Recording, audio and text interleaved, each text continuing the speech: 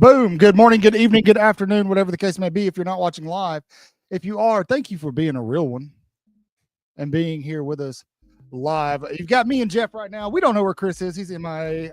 The good Lord only knows. He's probably doing something illegal, as Chris has been known to do. Jeff. What up, dude? How's your week going, man? Man, it's been a busy week.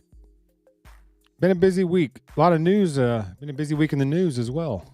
It's been a very busy week in the news. Coming out of T-Town. A lot of sports stuff going on. Jason, we understand you having withdrawals. We took a little bit of time off last week. We wanted to make sure everybody could watch the Sweet 16. Week before that, families, stuff like that. Dear, I can attest that Chris is not in Tijuana. He might be. Who knows? He'll probably pop in here at some point in time. But we've got a lot to talk about, and the biggest thing right now everybody wants to talk about are two things: quarterback position at Alabama and recruiting. And we're going to get there. I promise we're going to get there. But just because Alabama made a pretty spectacular run to the Elite Eight, and we had to say goodbye to some seniors. I think we need to talk about Alabama basketball a little bit. I feel like that's a good place to start tonight. Yeah, that's fair. It's funny, myself included. Alabama fans are not happy with the Elite Eight run. A lot of Alabama fans aren't happy with that, and I guess that's because we expect a championship in every sport every season. I think some of it is probably because that team down there on the plains is, they made a Final Four, and we know what's going to happen if they continue to advance in the tournament. It's going to be ad nauseam. Get prepared. Just start preparing yourself. Yeah.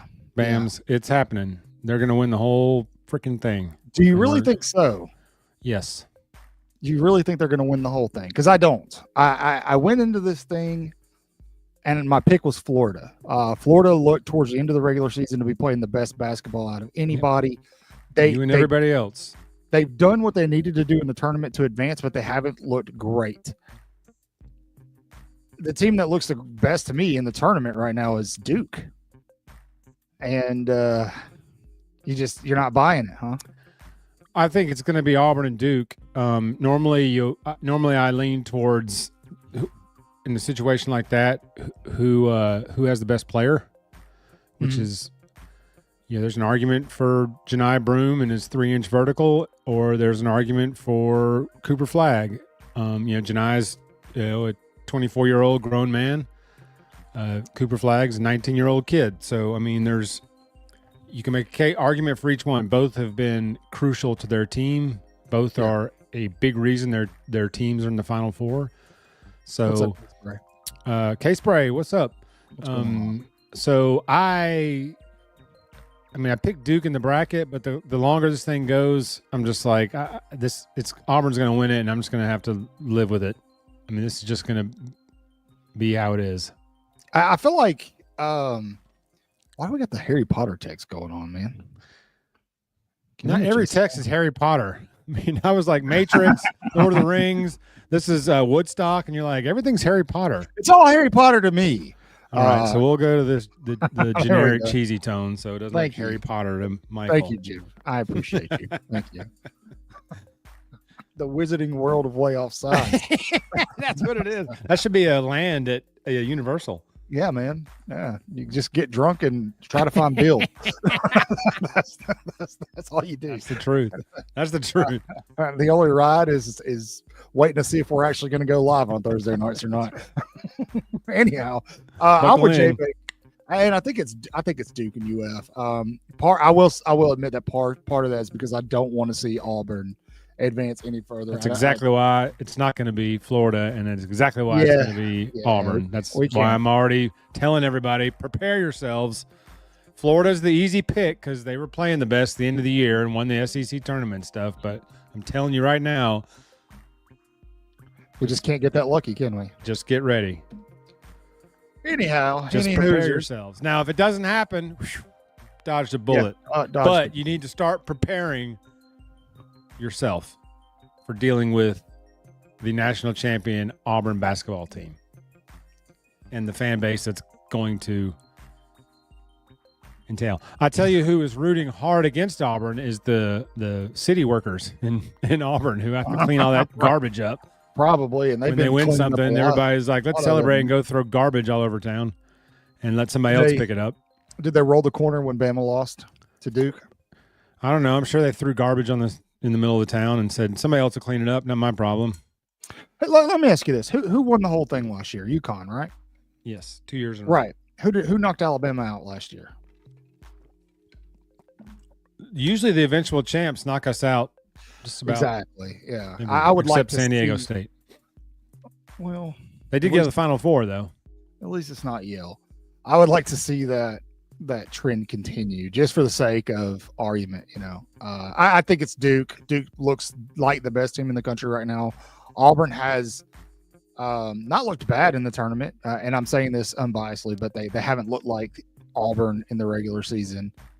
And honestly, man, I'm so sick of the theatrics with Auburn and Janai Broome and Chaz Baker Mazzaro, whatever his name is, the 28-year-old with 2 mortgages. And I'm so sick of that, man. Players down on the court and they go out and, it's a big story. And then all of a sudden they come right back in and they act like it's the return of the prodigal son. Soccer, man. They've been watching the World Cup. Yes, dude. It's soccer. I love the World Cup. All theatrics, and I'm sick of it. And maybe Auburn has become that team that everybody wants to lose. Because I don't know anybody outside of Auburn's fan base that likes them. And so I'm just, I like I said, I picked Duke in the bracket contest, but I'm just already preparing myself. Like I can just see it coming. Yeah. And that's fine. You know what? It'll be they'll be losing at halftime Saturday, or it'll be a 1-point game, and they'll win by 10. Yeah. We'll see. I will say, keep in mind, they got Florida coming up this weekend. Florida was beating them at one point by like 20 in Auburn's joint. So That's Florida's got the irrelevant to pieces. Saturday. We'll see. We'll see. I mean, Florida I'd hasn't love for played their Florida to best win. ball in the tournament so far, and if they do, they're going to win the whole thing. Right now, don't know. Florida is a conduit for me. I don't want to see Auburn in a championship game. So let's go Gators. Trust me, I don't either. I'm just trying to prepare you. Yeah, I know. This it's is going coming. to happen. I know We're going everything. to have to deal with this. I'm literally speaking it into existence right now via just pure unadulterated hate. Manifest it. Yeah, man, it's coming. But it is what it is. So, it may not matter because Duke's legit. Now, I mean, they throttled us by 20. It probably could have been 30 if they wanted to, honestly. Felt like they were toying with us most of that game. We would get to, within 6 to 9, 6, 7, 8, 9, and they would like, hang on. And they'd about 3 or 4 buckets in a row, and it'd be 16-point game again, and they would kind of just ease back into it. Yeah, it's like Bama kept closing the gap, but could not get over the hump, and it just felt like Duke was just toying. Like they were never threatened. If it got close, Duke was just gonna score a couple quick ones. Yeah, a couple quick easy layups because apparently that game we were gonna give them all the layups they wanted. Yeah, well, the trend with Alabama basketball I saw all season, and I posted this on Twitter and got completely just. Everybody told me I was wrong, as they will on Twitter. Even if you're right, you're wrong, or X, whatever the hell you want to call it. But the trend with Alabama basketball all season is if you played a very physical team that could play defense and take away your 3 ball. Even though Alabama did better job historically this year scoring in the paint, if you played that kind of team, Bama lost, and they didn't just lose; they got blown out. It happened against Ole Miss. It happened against Auburn. It happened against Florida a couple of times. And then we run into Duke, very similar in body style and size, and a couple big guys. And they were able to do that. But Alabama, I guess understanding that, because Nate Oates is the GOAT, went and got a big 7-footer out of the portal out of Bucknell. I can't remember the guy's name. I'm looking it up now. I mean, but anyway, it looks like George Murasan. Yeah, it's Noah Williamson, the center out of Bucknell University, wherever that is. So Alabama's already doing what they need to do to kind of shore up the team for next season. Looking on, some of these guys that are probably going to be gone. Obviously, Cliff's gone, Youngblood's gone, Mark Sears is gone. Grant Nelson, who I think is probably going to be the biggest piece that they lose.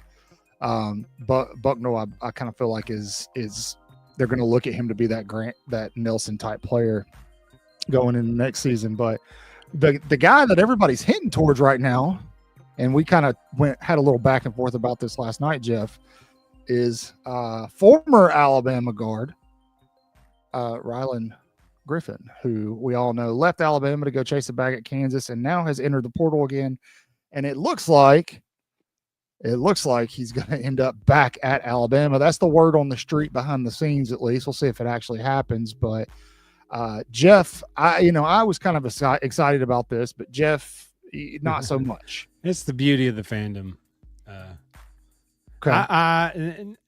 No, I mean, we're trying to get to a level we haven't been at, and we got to the Final Four with him. He felt wasn't good enough, that we weren't good enough, so he chased the other side of the fence. Mm-hmm. Now he's back in the portal, so why would we need him back? Like, he wasn't good enough to keep off a Final Four team. Now, I don't know the circumstances behind it. Did we try to keep him? I don't know. Did he say, look, I got to make a bag for a year, I'll be back? Is that the deal? Maybe Nate was like, wink, wink, nudge, handshake, go get your bag, and then we'll see what happens. And then, if there's a spot for you next year, you can come back. Maybe that'll happen. But I would like to move on, not recycle. I'm a firm believer that Nate Oates probably had some things in the works, right, behind the scenes going into the tournament. Aiden Holloway, LeBaron Philon. And so Griffin knew that it was going to be tough to get in that starting rotation or even be, come off the bench. And so he jumped at an opportunity, and it probably was a mutual thing. Like, hey, you go do your thing, and if you want to come back next season, we got a spot for you. So I'm okay with it. I will say he's regressed at Kansas based off of what he did at Alabama. It wasn't a very conducive offense for him. No, it wasn't. It wasn't. But he's a catch and shoot kind of guy. If he has to dribble and drive to the rim, he's terrible finishing at the rim. But if he's coming off a screen, catching, shooting, he can get going. Which sounds a lot like Mark Sears this year.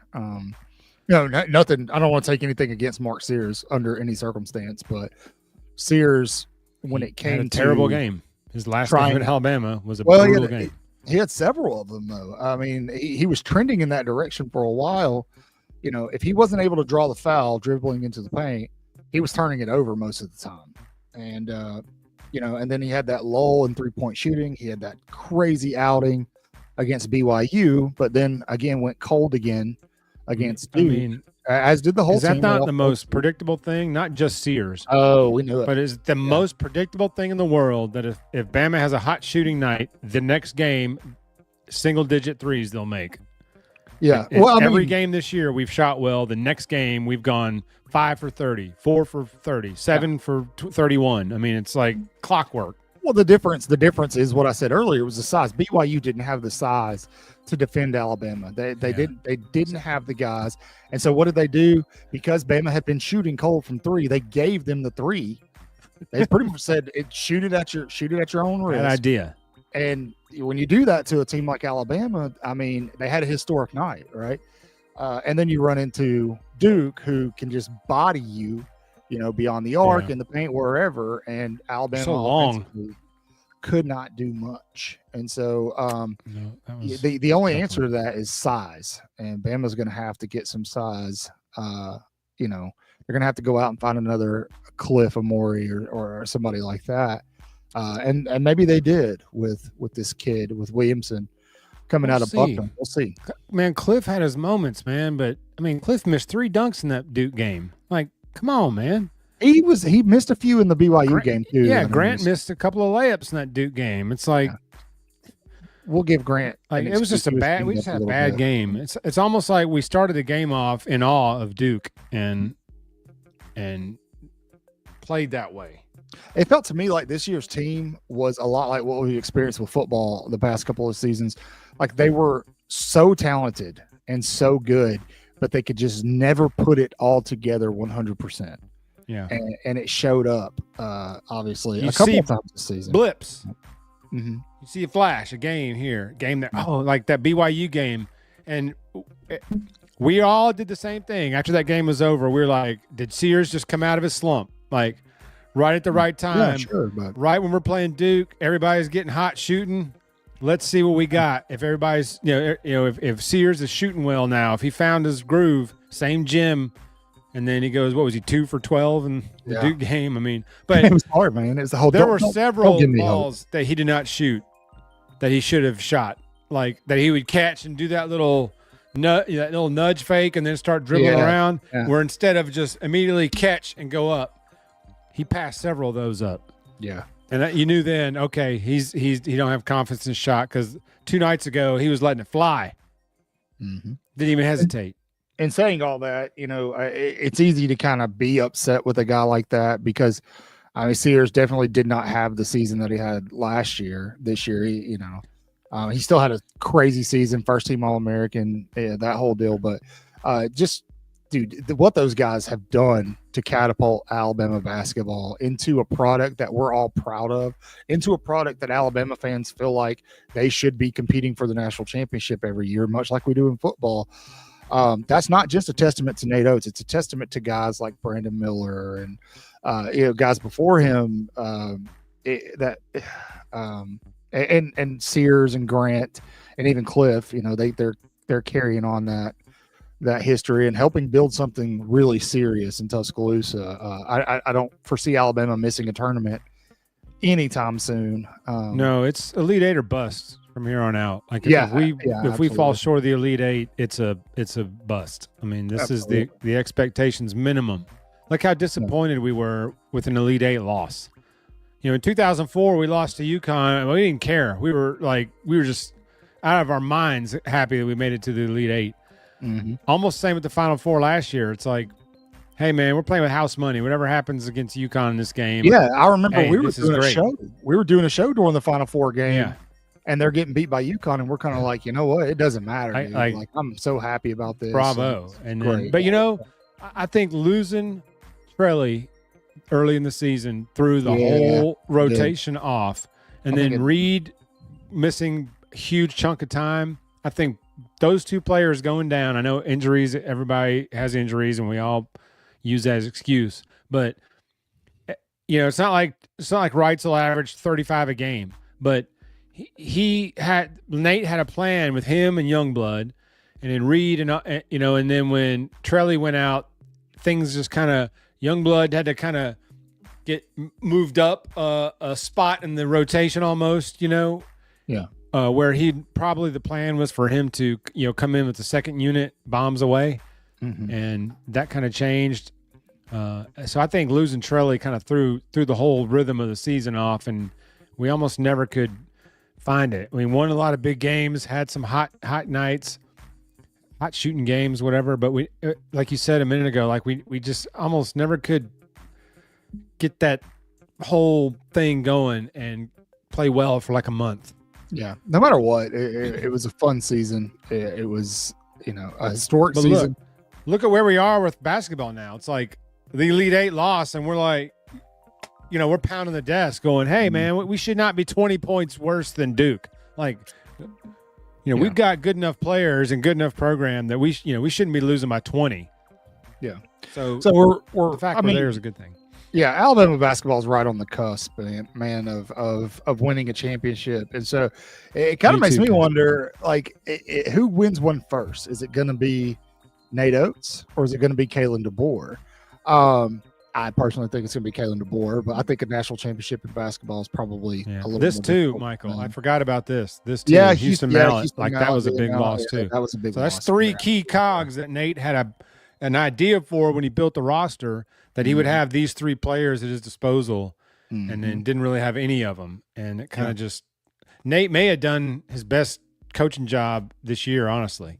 Yeah, and we'll see what it pans out into going into next season. But look at the brackets, Michael. It was like the Elite Eight was 1 versus 2, 1 versus 2, 1 versus 3, 1 versus 2, and 2 lost all of them. So it's like we peaked right where we should have. And the four teams in the Final Four clearly separated themselves from everybody else. I mean, it's the way it should be. They got the seeding right. It's bingo. Correct. And so there were no Cinderellas. There's not going to be more Cinderellas. There's not going to be more big upsets. When you do your bracket next year, you can pick the Vegas favorites probably and find yourself in a good spot going forward, because there's not going to be a ton of upsets anymore. Yeah, I'm a little worried about what that's going to do to the tournament, like the digestibility of the NCAA tournament moving forward. But it's going to be very predictable. Listen up, there's 142 of you watching live right now. Do me a favor. You guys know what we have to do. We love each and every one of you, but what we need you to do, if you haven't yet, is go over to YouTube, find the channel. It's Waaaay Offsides, 4 A's, not 3, not 5, always 4.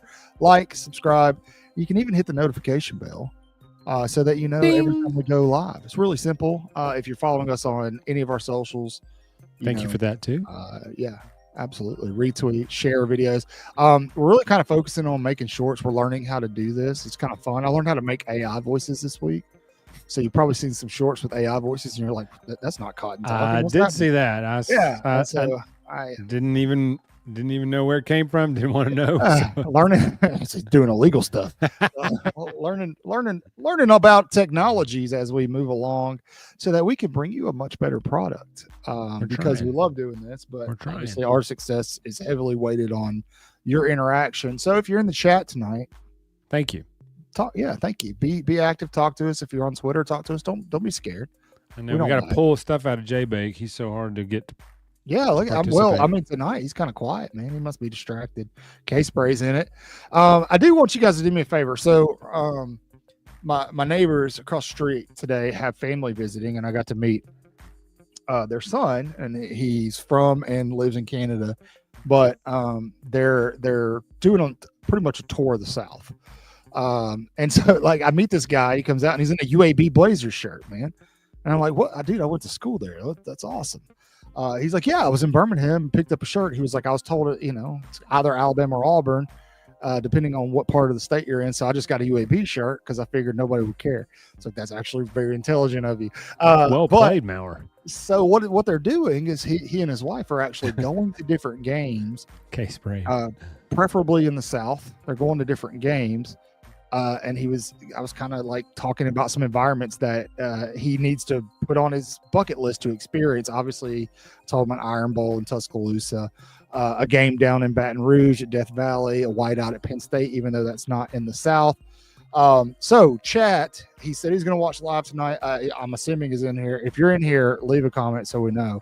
Chat, tell him some college football environment, some games that he should see. Bucket list college football stuff. Jeff, you got any recommendations? I'm sorry to put you on the spot, but well, my first one outside of Bryant Denny, obviously, just because I'm biased, but my first one in terms of environment, you said it would have been Baton Rouge tonight, a Saturday night game in Baton Rouge. There's very little that's tough to beat that. Yeah. I would actually wouldn't mind going to see, Bama play up in Knoxville, a night game, or to go see kind of a there we go, Tim. See Tennessee do their like little Halloween game where the black unis and black out. Now Tennessee sucks, but I those black unis are tight. I'm not gonna go that far because I absolutely despise Tennessee. Vincent, we're about to get there, man, because I agree with a lot of what you're saying. So just keep your comments coming. I was just about to say, Vincent, I'm with you. Yeah, stick around. Ooh. Yeah. Okay. Yeah. Georgia at Auburn. Spooky stuff happens at that game. Speaking of Halloween. But true. Yeah. Y'all keep them coming. If he wants to see weird voodoo cryptic stuff, he can go to the Iron Bowl in Jordan-Hare. Yeah. And then you'll see all kinds of crazy voodoo stuff in that game. Yeah. Happens so Tim, he actually told me that I think they did that last year, or they've done the Georgia Florida game, so which was pretty cool, I guess. It's better when they're both good, so now may be a good time to go because I think Florida this year they're both going to be good, but now Florida's got expectations, so they're not going to sneak up on anyone this year because of DJ Lagway. I also want to apologize. I owe you guys a formal apology. I posted a graphic a couple nights ago saying that we had Nick Saban was going to be on the show. I got a couple of DMs from folks that were like, "Are you serious? You guys got Nick Saban?" Like, bro, check the date. Like, sorry, it's check the date. And I had to stay off social media on that day just because I knew there was going to be. So last year, I'll tell you guys a story really quick. We'll do story time with Cotton instead of Bill. Last year, I wake up and I get on Twitter and I see a post that Caleb Downs is transferring back to Alabama. So I got really excited. And so one of the guys that kind of does some stuff for us behind the scenes sometimes, Jay Will, I call him and I'm like, "Dude, did you see the news?" And I'm like freaking out. And I'm like, "Dude, I told you he was going to transfer back. I told you. I called it." He's like, "Guy, it's April." I was like, "Oh no." I'd like retweeted it and stuff. I'm like getting on my timeline really quick, trying to clean it up before anybody sees it. It was not my proudest moment, Jeff, but so there you guys go. I fell for an April Fool's football joke last year. I wish I could say I'd never fallen for one of those, but sometimes you just forget, man. And what's bad is even though throughout the day it's April Fool's Day, right? You still get that when you see something, you're like, "Oh, what?" And then, "Oh yeah, okay, yeah, it's still April 1st." Well, sometimes you read with your heart and not your head, and when you open up and Caleb Downs returning, your heart is jumping for joy, and overrides your head, and then short time later, your head's like, "Hey, you're stupid." Yeah. You're stupid. I hope you're right, Vincent. We're going to get to the football. Let's go ahead and Alabama basketball is over with. Closing the chapter. Yeah, recruiting the basketball. And Alabama basketball is just getting King started. Kalen's house. Yeah. But with that, we move to spring ball. Spring ball, apparently at the University of Alabama, has been going extremely well, exceeding expectations. And I will say this: I took a peek at Alabama's current roster this morning before the spring portal opens, I might add. And I will say Alabama is going to be an extremely young team in 2025, a very, very young team. But everybody with access to what's going on in Tuscaloosa right now is very insistent that from the top to the bottom, this is a very solid squad.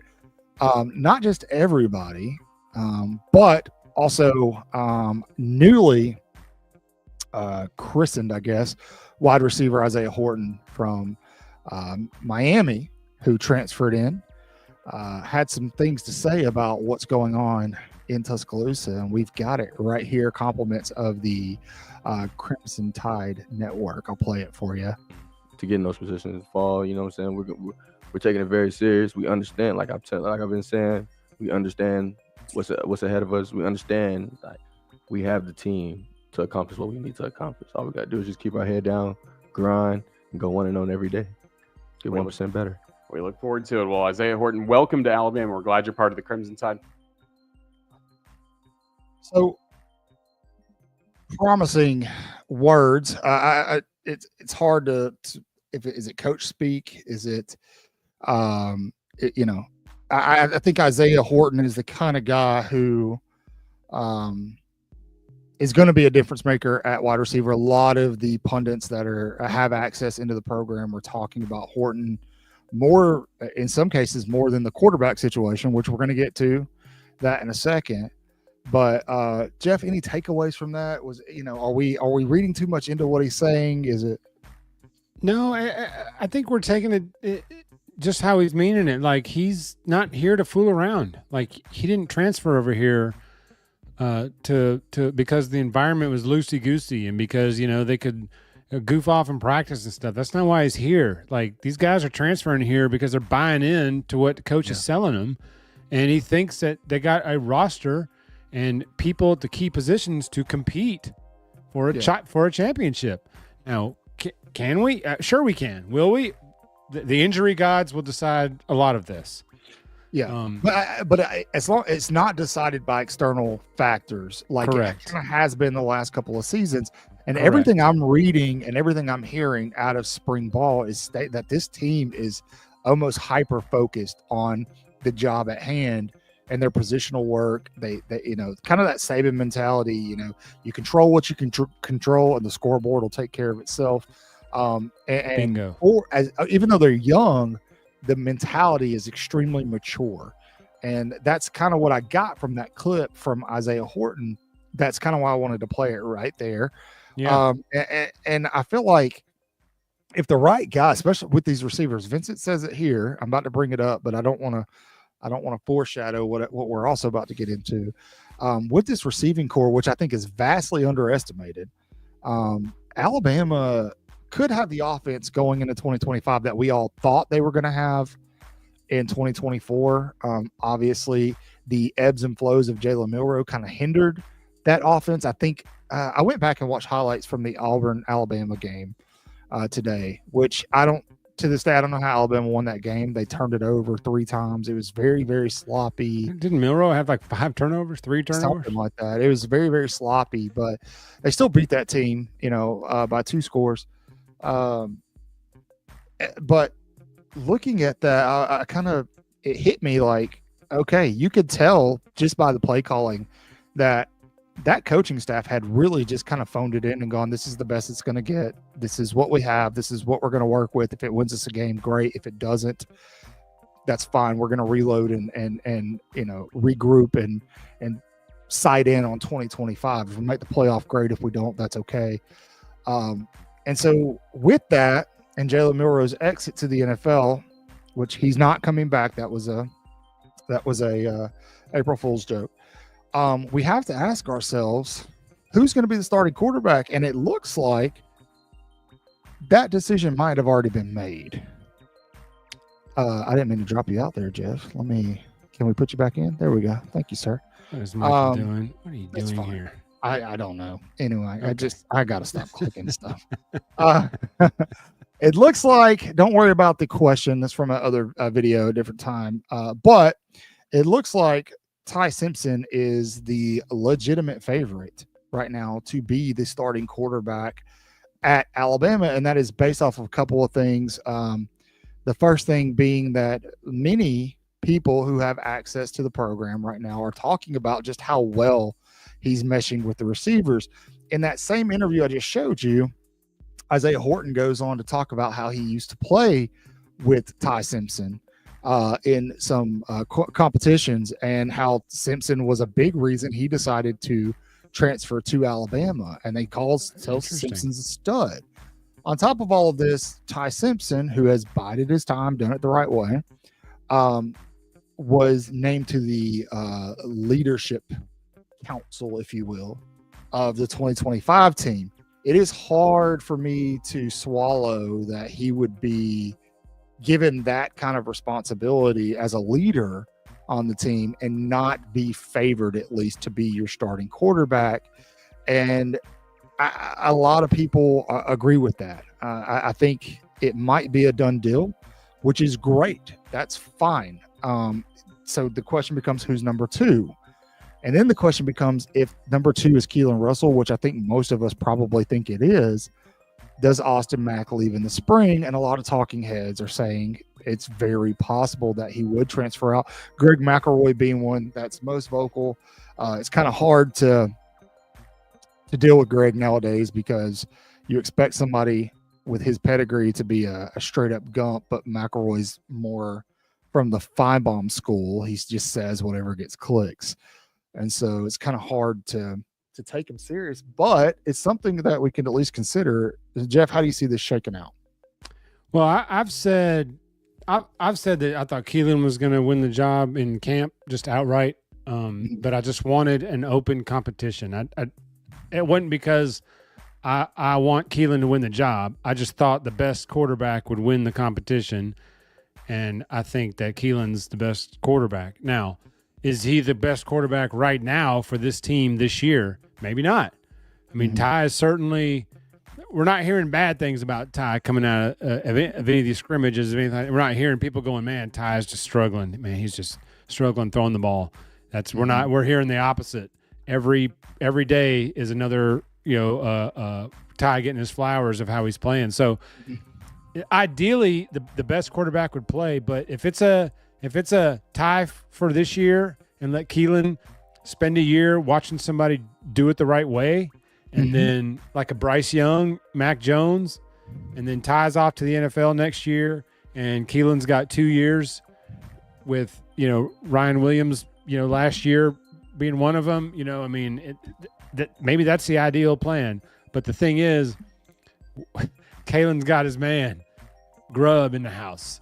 So whoever is QB1, I'm riding with, because between the two of those guys, pick it. I think they're going to choose the guy that's going to run the offense the best. Yeah, I agree with you 100%. And to Vincent's point, I think that Ty Simpson is set up in a Mac Jones type of situation. The only difference is in 2020 we knew how good that receiving core is. Now, this 2025 receiving core is no joke. Everybody's going to point to Ryan Williams. That's your guy. But I'm telling you right now, Latsier Brooks was the steal of the 2025 recruiting class. I don't know how he never got his 5th star. Latsier Brooks is somebody that you're going to want to watch go into this season. You bring in Isaiah Horton. Then, you look at some of these bigger body receivers that Alabama went and got, Derek Meadows being one. We were all screaming last year about how we didn't use Caleb Odom correctly, right? But now you've got a guy like Derek. And he left. But now you bring in a guy very comparable to Odom, who's going to be at Ole Miss this year, very comparable to him and Derek Meadows.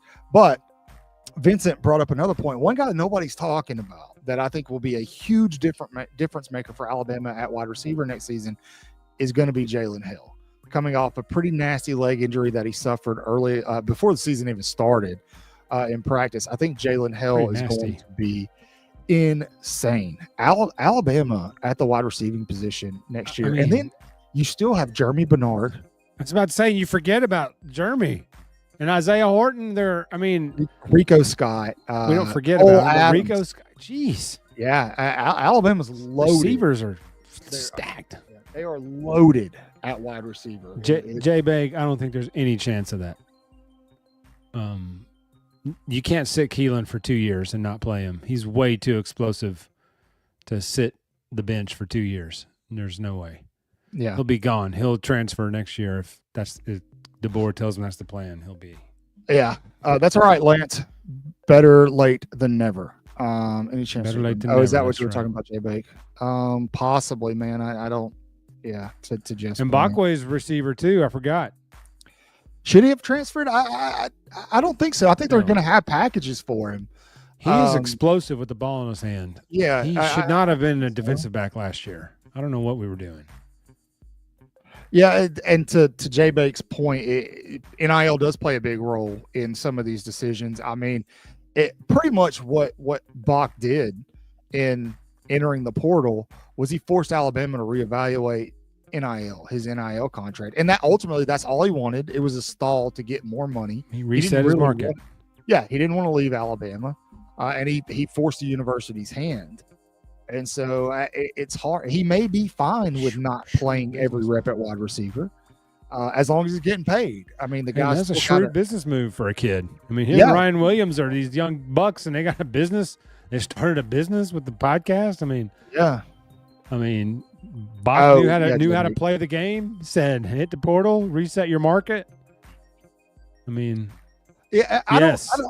J-Bake maybe with the not QBs. a big role, but he's going to be a role. I remember specifically Keelan talking about he chose Alabama because he wants to come in, and they told him that he was going to be the guy. And so let's just assume that's true, right? That's what he was told. That's what he was sold, right? If that's the case, then I think he's going to have to be the one you look at really hard going into next season. I think you can talk him out of, hey, look, we got to go with Ty. Ty's the right guy. Work with him, learn. You're going to get plenty of playing time. You could sell him the Tua dream, right? Remember when Tua was the backup to Jalen Hurts, and remember how excited everybody was when Alabama's up on somebody by 21 points, and then Tua comes in and does something crazy against Vanderbilt or whatever. You could sell him that spotlight maybe, but I don't know, man. To have him sit behind for 2 years, that's going to be a tough sell, especially with the dollar. Guy threw 50 that are gonna be tubs coming. and like one interception his senior year. Like you can't sit that guy that dynamic and that explosive. That's gonna, You can barely sit him 1 year. Like we're stretching it. If he backs up this year, that's pushing it. yeah. And I could be wrong. The guy could just be that sold on the staff in Alabama, where he's like, hey, you know what? I'm going to sit here. I'm going to hang out. I'm going to wait my time, even if it's 2 seasons. He knows everybody's. I mean, right now, he's probably the most talked about recruit Alabama has or has had. I think people talk about Keelan Russell more than they talked about Ryan Williams. To be honest, Ryan Williams was significant because the staff was able to pick him back up after Saban retired, and that kind of helped Alabama fans through that whole junction. Go, all right, well, I think we're going to be okay.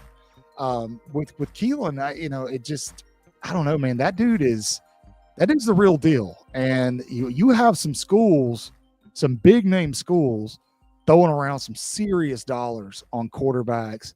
And you see them if you follow Serious Hayes, dollars. Fawcett, and On3, you'll see it. You'll see the same schools on the recruiting graphics and they're the ones that are throwing around these dollars. Auburn, You're Florida, right. Ohio State.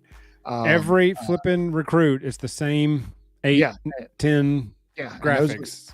those are the ones throwing around, the most money, and it's going to be hard. It's going to be hard for Alabama to justify paying a guy like that to keep him on the bench. And to your point in previous shows, like you look at these graphics, and Auburn is in all these graphics, and you're like, this is a crap bag football program. Why are they in every living room of every? Yeah, bingo. And like you said, and then you look at all the rest of them on that list. It's all the big spenders. Well, yeah, and what they're doing is there's 2 different ways to look at NIL, right? You look at NIL as we're going to go all in right off the bat, and go all in, blow our load, blow our wad. Sorry, blow our wad. Glitch. blow our wad to win a national championship, right? We're going to do that. Or you can look at it as a 5-year spending plan, right? You can budget it out for 5 years and really address positional needs, i.e. the portal or recruiting. And I think Alabama has they're approaching NIL the latter. Look, Alabama's not hurting in terms of NIL, but they're not the strongest NIL school in the country. And, so they have to be a little more strategic.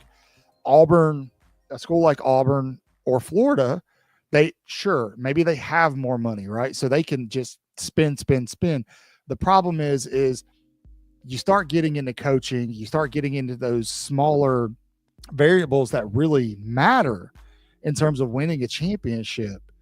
And what happens to that money when Auburn spends whatever they're spending the next 2 or 3 seasons and they still don't make a playoff, right? That money's going to dry up at some point in time. There's no return on your investment if you're a booster.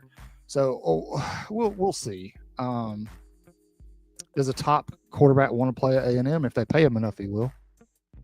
Everybody got a price. I guarantee you, if they pay him enough, Texas got money. Will. Texas got that Texas, or A&M got that Texas money. Like the problem with A&M is that they're having to recruit against other schools that have a ton of money in their state. Baylor, Texas, TCU. Texas is a wealthy state.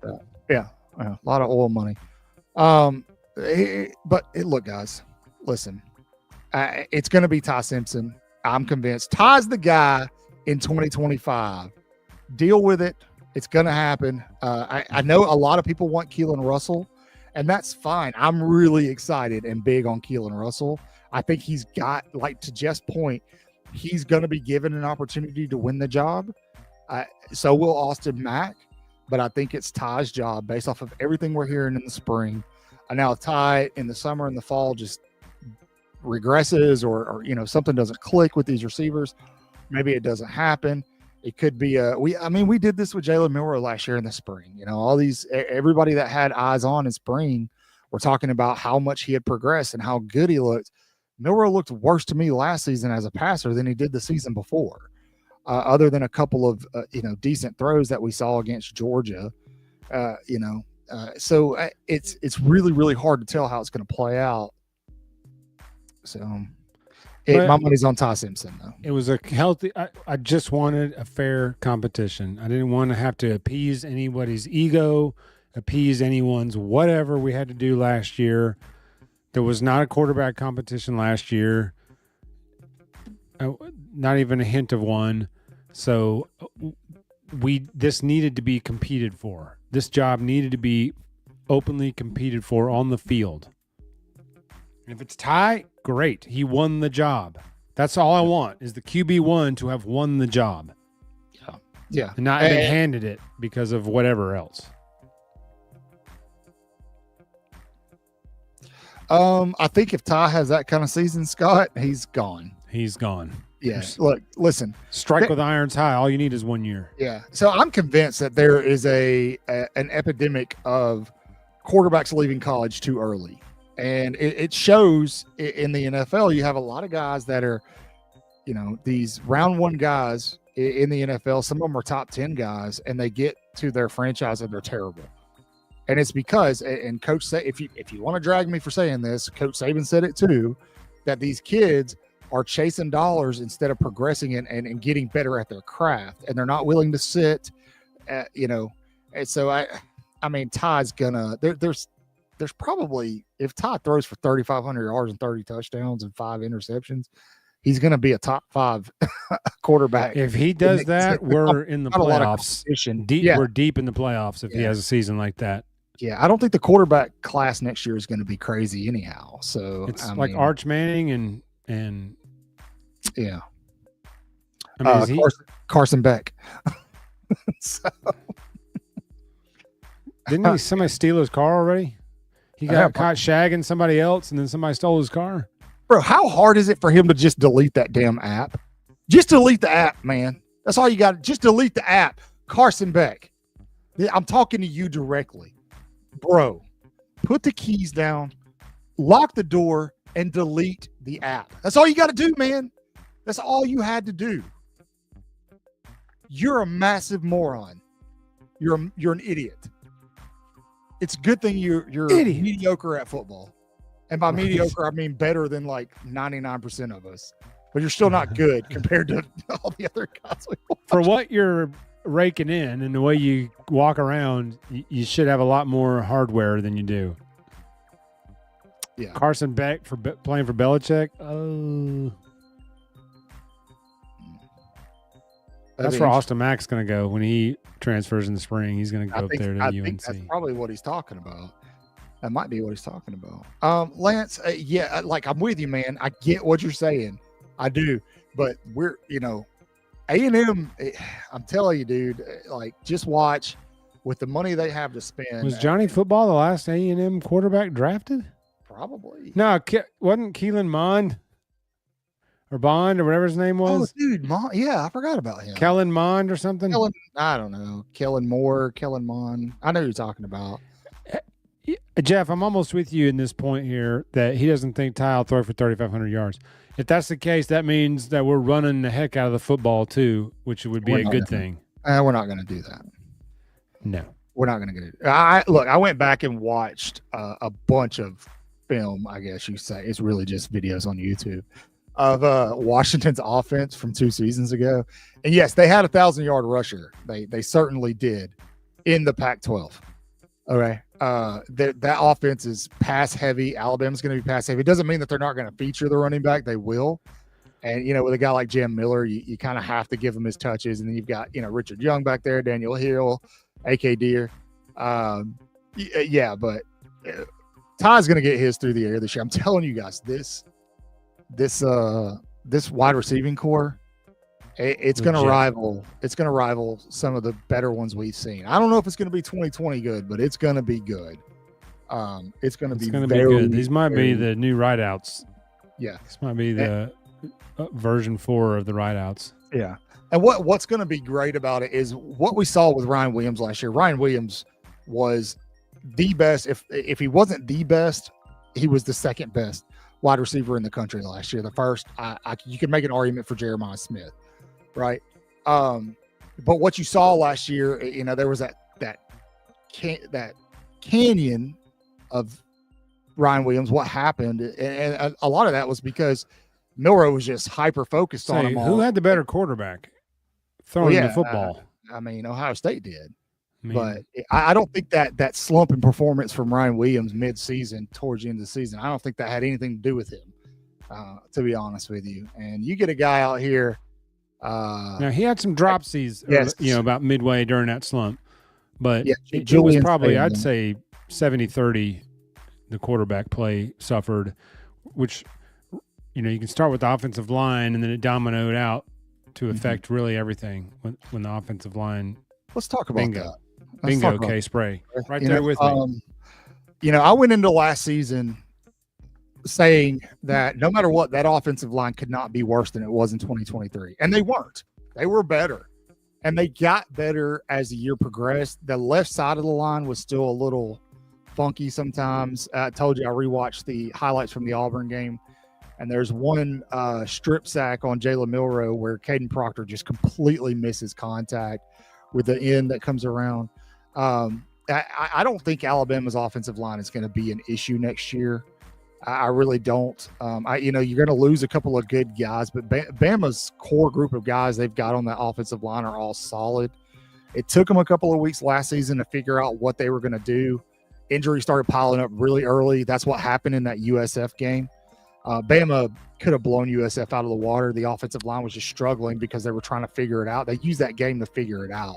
And when they did towards the end, what happened? Bama just freaking lit them up. And so I think Alabama's offensive line, I think, will be improved compared to where it was last year. And that's hard. I mean, with losing a guy like Tyler Booker, guys like that, it's kind of a tough thing to say. But you're bringing back like Jordan Roberts. They're going to be fine, man. Yeah. We got some good linemen coming in too. We've signed some really good linemen in the class. Yeah, Jackson Lloyd, Michael Carroll. Michael a lot of Carroll. guys. That's two really good linemen, and then I think we're going to do well in the offensive line in the next class as well. So the offensive line is going to be okay. We just got to get them right. Like now, instill the offense. Grubb is in the house. The offense is here. We're going to see a real offense now, and not a makeshift one. I don't believe. That's something options. that's something that we got to remember. We also had a virgin offensive coordinator last year with a very limited quarterback, and that limits everything. It probably would have been really interesting to see what Ryan Grubb could have done with Jalen Milroe, though. He might have been able to put him in better positions to succeed. Some of that may have been on Nick Sheridan. And maybe Grubb was like, I don't want nothing to do with that. Call me in a year. I'm going to Seattle, boys. I'll go to Seattle and I'll do whatever. Call me in a year. Well, he's got to prove his salt, Lance. He's got to prove his salt. Makes Does he less really than make Sheridan. less than Sheridan? Is that true, Lance? Well, if you add his NFL salary to that, probably not, because he's still getting his NFL salary. He got fired, but he had a contract, so That's probably why he's making less. I don't think it's going to be stressful at all, man. I don't think Alabama's going to lose a lot in the spring portal opening. I don't think so I think the way Alabama is handling their spring ball is very, very, very smart. I know a lot of people are pissed off about the whole to be able to get the autograph, you have to be part of Yay Alabama. But look, hey, man, that's the nature of the game right now. Yay Alabama needs funds. You want Alabama to keep recruiting at the level they typically recruit at. The school needs the funds. It's just the nature of the beast. It's the world we live in. I used to hope that it would change, that the NCAA would try to do something, but they're worthless. They're powerless now. Their power's been completely taken. Yeah, we mentioned Agreed. Rico Scott just a little while ago. I think Rico Scott is going to be a guy, that you definitely want to watch out for this year. Him and Cole Adams, the cold. That's a cold as honky. And so, these white men are dangerous. So anyway, I think Alabama's in really, really good hands going into next season. They're young. They're going to be a very young team, but they do still have some leadership, some senior leadership. But now that Kalen DeBoer has the guys there that he wants there, and he can make the decision at quarterback. It doesn't have to be Ty Simpson, but if he's comfortable with it being Ty Simpson, to Jeff's point, if Simpson is the last man standing after a fair and true quarterback competition, because say what you want, you didn't get that last year. His hand was forced. He had to start Jalen Milroe to keep the locker room together. Absolutely agree. And that's what he did. He proverbially took one for the team. And so, they did stop their spring game. I saw that. It was a weird year last year in a lot of ways. So I'm glad that's all done. Like the people that are here now because of Kalen DeBoer and his vision for the program. That's right. That's They've right. had 3 opportunities to leave, and anybody that has stayed because they're buying in. Now that doesn't mean nobody's going to leave in the spring when they realize, like Austin Mack, not going to be any room for me to play. I'm not going to play. I'm going to be third on the depth chart. I want to go play. Yeah, I get that. I get guys like that. And I respect that. I respect that. And I respect football players want to play. And I respect the fact that he stuck it out through spring ball and fought for a position. And if he wants to go play somewhere else, then adios. More power to him. I mean, I won't have any right. animosity. I don't think Bama Nation should. He came, competed. He doesn't want to be QB3, and I don't blame him. He can play somewhere. If it's not here, he's good enough to play somewhere. Just by that throw last year to Rico Scott, I mean, he can play somewhere. Oh man, that thing was Butte. So if it's not here, it'll be somewhere. That thing was pretty. Yeah, and I agree, K-Spray. He had to. Like last year was just such an outlier. Like everything last year was a one-off, and it's over. And he can instill his way now. It was a wash. It was a wash. Just navigate the ship. Keep guys happy. Keep guys on the team. Just get us through this. And he won 9 games now. I mean, he took a lot of crap, but it may have been the best coaching job he did of his career was winning 9 games with what with the offseason he had and losing 30 players. Man, I get what you're saying. I completely respect what you're saying. But, man, going on the road and losing to Vanderbilt and that Oklahoma team that's a tough pill to damn swallow, bro. It's hard to say that. Consider those two things. Your quarterback should have been pulled in one of those 2 games, and he couldn't. Womp womp. Now, if Ty Simpson looks like that in a game this year, you will see a quarterback switch. Mm-hmm. If it's 24-3 in the third quarter against a crap team, and Ty looks like Jalen did in that game, you will see a new quarterback before that game's over. Yeah. To J-Bake's point, it may not. I don't know that they're going to drop like a depth chart. Now these kids aren't stupid. They're going to watch what everybody says on social media, and a lot of people drop these, projected depth charts. And so, but I think that there is also the possibility that, let's say Austin Mack is the third guy, technically, right? He's the third guy. There is also the possibility that he ends up being 2 on the depth chart just to keep him through fall. And then after fall ball, he's gone, and then and it's just kind of understood. Just because I don't know personally how comfortable I am bringing a true freshman into SEC play, especially in a year that's going to be pretty pivotal for Kalen DeBoer. That's a good point. Yeah, so that's a good point. And Austin Mack has waited. He's waited his time too. He did it at Washington and then at Alabama, and it had to be tough for him to sit back. I can't imagine being a quarterback sitting back and watching Milroe have some of the games he had and knowing that you're not going to get your shot, even though that's going on the field. They may want to reward that loyalty. It was even worse as a fan watching some of those Milroe games, knowing that they weren't going to pull him. They weren't going to make a move. They weren't going to pull him. They weren't going to make a change. They weren't going to do anything. It was so. At the same time, it might have been his worst coaching job because he should have done a lot of things different last year, but I don't think he could. I honestly don't think he could. Maybe. That's what we're hoping for. Get him in some blowout games. Get him in some reps in some because it'll be games. Yeah, it'll be just like Tua. There's so much hype around the kid. He comes in and throws a touchdown pass. People are going to lose their minds. And so, I mean, especially if you remember, Tua came in the A-Day game, and him and Jerry Jeudy went off in that A-Day game as their freshman year.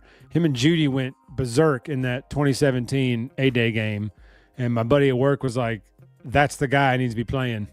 Hurts did what he did. He said, but that's the quarterback needs to be on the field. Jalen Hurts did it right, though, man. He stuck it out throughout that season. And if he didn't do that, we don't beat Georgia in the SEC championship that year. He did it right. He's the epitome. And anybody that questions that, he still rocks Bama gear all the time. He sure does. I mean, you always see him with something Bama or referencing something Alabama, or when we played in the Orange Bowl a few years ago or somewhere, and Hurts was in the locker room dapping it up with all the players.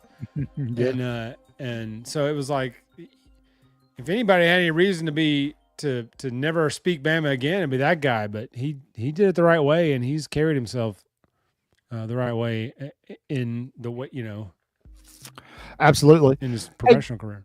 Hey guys, there are 225 of you watching, and I'm just going to tell you, if you want this show to continue, and I hope that you all do, I need you to do me a favor, and that is to go over to YouTube, type in Waaaay Offsides while you're on YouTube, and click subscribe. While you're at it, you can also go to X, TikTok, where else are we, Jeff? Instagram. Hey, we even have a website. And make sure you are following all of us, because we're idiots, and you will have a good time by doing that. We really, want to share content with more people, and that's driven through you guys. So help us out. And while you're at it, I'll be honest, I have not updated the website in a couple of weeks. I've got some downtime this coming week to work on it a little bit, but you can watch all of our content. Soon you'll be able to access our merch store, all of those things at WaaaaayOffsides.com. That is 4 A's in way, not 3, not 5. And I'm actually texting right now and trying to get us a special guest lined up for next week. This is going to be a good one, Jeff. We'll talk about it off air. So you guys are going to want to watch next week. There's not a ton going on, so we'll probably talk some recruiting. We know how much you guys love that. Everybody loves recruiting talk. But hey, speaking of recruiting, Alabama did, if you live under a rock and weren't paying attention, Alabama did pick up one of those beautiful 5 stars that we told you was Nice and shiny. coming. We put in a nice little whoop for The Alabama Whoop board is back. to land 5-star. There we go. Yeah, 5-star cornerback Jordan Edmonds out of Georgia. Tall. And they did. 6'2" cornerback. And so for 2026's class, we are officially 1-0 on the Whoop board, Jeff. I like the Whoop board. And they say we don't know what the hell we're talking about. We love it, the Crazy. Whoop board. Crazy. That's going to be it for tonight, man. I'm done. Chris is already in bed, so I think I'm probably going to get ready to do the same. You cool with that? Always. All right. Well, as always, we love each and every one of you. Love you we hope guys. Thanks have for hanging out with us tonight. a wonderful, safe weekend. For those friends that have been impacted by storms recently, our thoughts and prayers are with you all. As always, you know the drill. Say your prayers, read your Bibles, wash your hands, horns down, beat Auburn and LSU and Tennessee too. Roll damn Roll Tide it. ball.